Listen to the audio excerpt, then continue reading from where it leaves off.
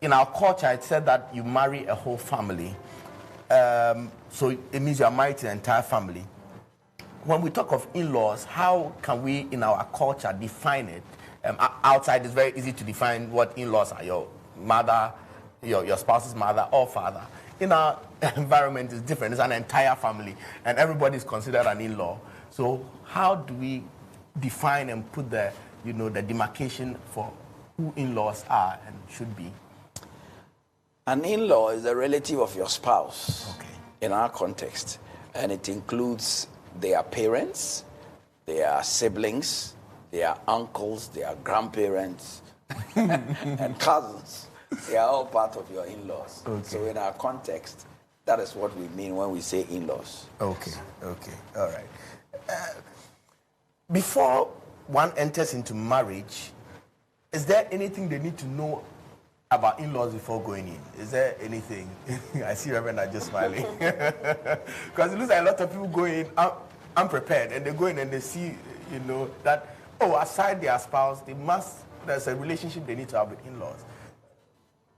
Well, we all growing up know about in-law, and we have always heard and not known. When I say not known, it's like we haven't gone into it, but we have heard that mothers-in-law are problematic.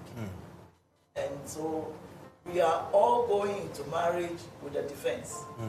Because I know my mother-in-law, whether I am good, whether I am clean, but growing up or having grown, I know that it is very essential you know about your in-laws. It is very important you know about your in-laws. Okay. Let me just bring... Okay, Mama. I also think that before you get into a relationship or a marriage, you have to know your in-law, where you are coming from, especially where you don't come from the same tribe, or you don't come from the same area. You come from different environments. You have to know where you are going before you enter into that relationship, or you say I do to your partner. Sometimes before we get into marriage, we are told that our mothers-in-law are witches sometimes.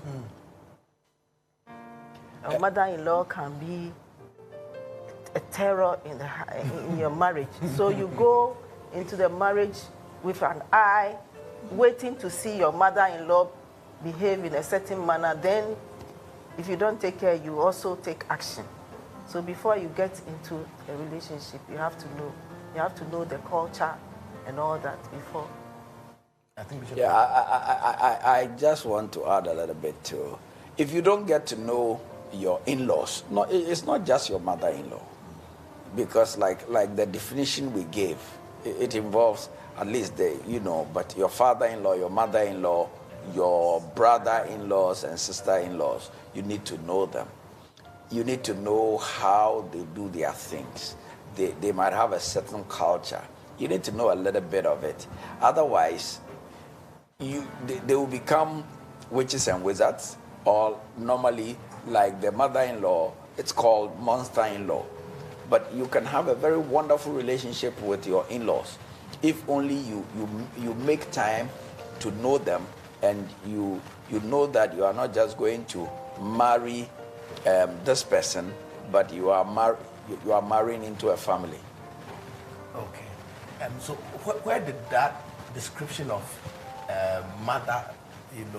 mothers-in-law come from? Where you hear it in stories, you know everybody cautions you when you go and be careful about your mother-in-law. Where is it something that is is there a history to it? Is there and why the mothers and not the fathers? Why is that? I think that when I said I'll leave it for them, I think that because mothers spend 9 months, they get pregnant with a child, and they spend most of the time with their children, and mostly every mother's son is his boyfriend, sort of. So it's the sons who go to marry, and then their wives begin to think that the mother. Unfortunately, in the past, there were certain, because most of the women were not working. When their son married, they could leave and go and live with them, or and then at times when their son has a child, they will come and stay, etc.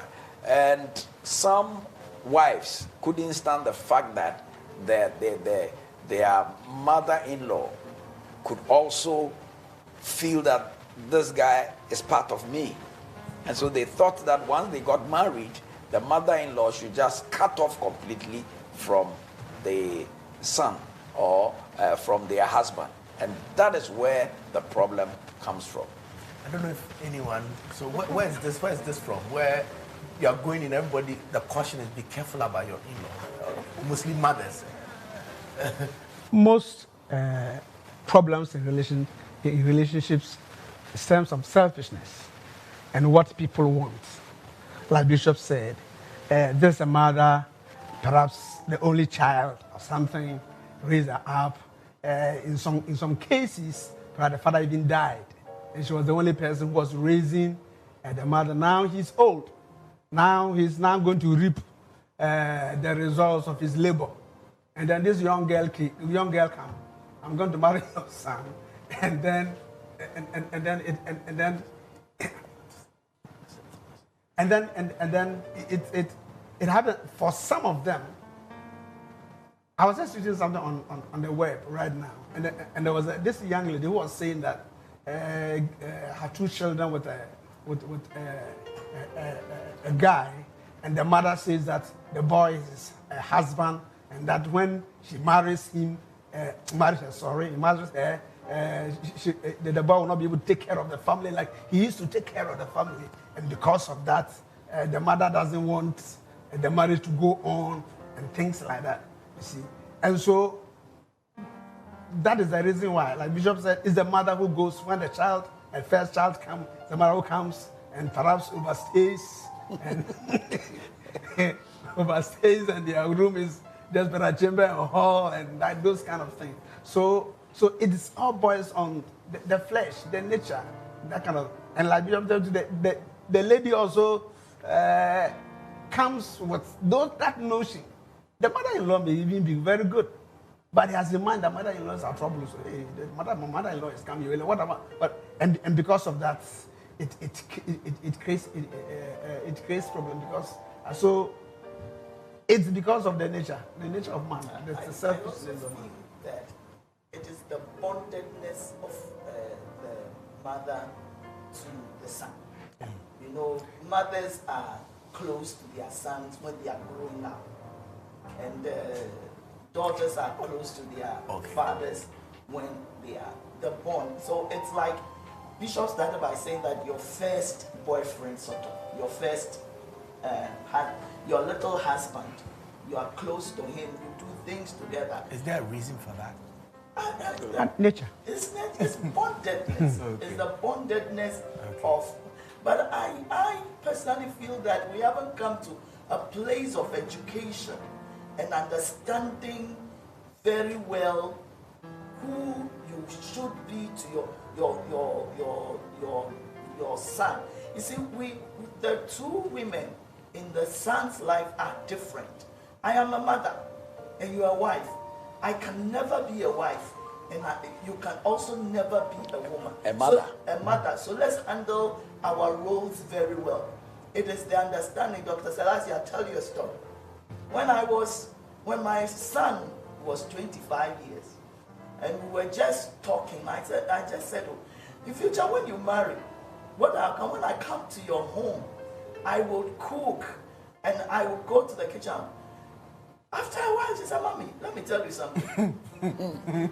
This is something that I want to tell you. He married at age 31, but he told me 25 when he was 20. He said, there are two places when I marry you don't have access to. The kitchen and our bedroom. Those two places, it has been at the back of my mind, and I feel it is a good warning because that is my boundary. We should always work in the boundaries of our children. They God gave them to us to raise them for the future, to continue life, the extension of the family. So I think we need education in this mother-in-law and daughter-in-law. We don't have much problem with fathers-in-law and daughters-in-law. So I had a little problem with my father-in-law, but so if there's going to be a problem, then can't one decide that, okay, then I don't want to have a relationship with my in-laws after I marry, just to avoid problem? Is that possible? It's not possible, because the man you are going to marry is somebody's son. The woman you are going to marry is somebody's daughter. And the fact that you are marrying does not mean that that relationship is off. No, you don't cut off that relationship. That relationship continues, but like Reverend Ajo said, everybody must understand their role. The mother is a mother. The wife is a wife. The mother cannot play the wife's role, and the wife cannot play the mother's role. And so when we understand that, we live in harmony, because you need that relationship. Now, when there are times that you give birth, and the lady's mother, normally the women prefer that their mother will be there. But there are times their mother will come and they are also tired, and they will need their husband's mother to also come and help them. And so if you don't have a good relationship, there is no way they can come in and help you.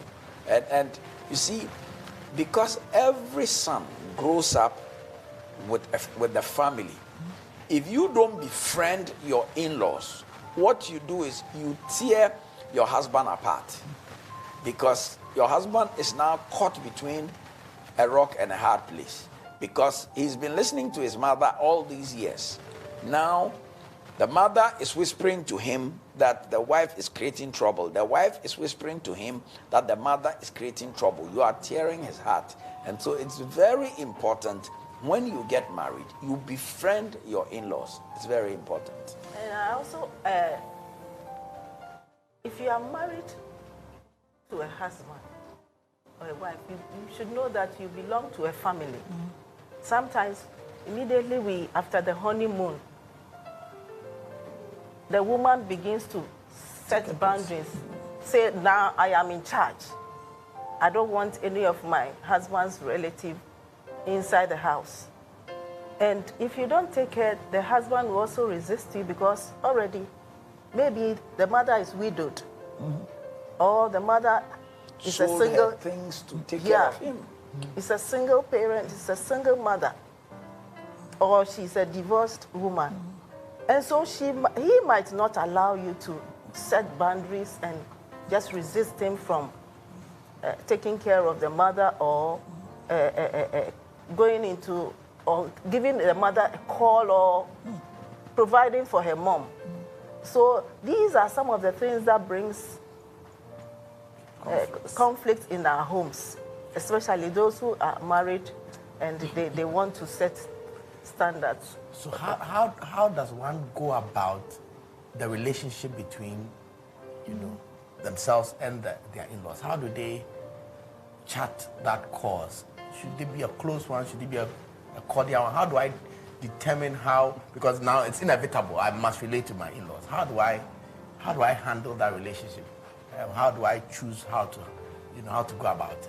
Yeah, I would say that there are general rules and there are specific rules, because some of the problems are not the same depending on who your in-laws are. There are some in-laws who are well-to-do, they are educated, they are working, but they don't really need your money. But at times they can even help you. And there are some in-laws who are all in the village. There's only you who are in Accra. and every month something must go in order for them to be able to have a comfortable life. So and like Mama said, there are some in-laws where the woman is widowed. Your father is gone and left your mother, and you are the eldest son, and you are working in Accra. Definitely you must take care of your mother. And so the scenarios are different, but there are general rules like the independence of the family, that you and your wife, you are independent. General rules like you don't side with your family against your wife. General rule like love and respect. The same way you respect your father and your mother, you should give the same respect to your father-in-law and your mother-in-law. See, so generals of love and Christian maturity. You are a Christian. You are a Christian, and so there are cases where, on one side, no children are there. On the other side, plenty of small children, uncles, and that kind of thing. And you realize that it appears that, as for you, every day is your mother who is coming. Every day is your brother who is coming. Every day is your sister who is coming. And there are cases like that. But if you're a believer, and you realize that it's not a situation that your husband created, that you should have plenty of that kind of thing. You came to meet that situation. So you must be able to look at it and say, this is the situation that I have come to meet. I'm a believer, I'm a Christian. We go out to other people to help them. So if these are my husband's brothers and sisters and they need help, let us do our best to be able to help them without thinking, now what about me? So there are different scenarios and they can be treated differently. Yes, I think that, like Reverend just said, that there are boundaries that must be set. If we don't set the boundaries too, there might be problems.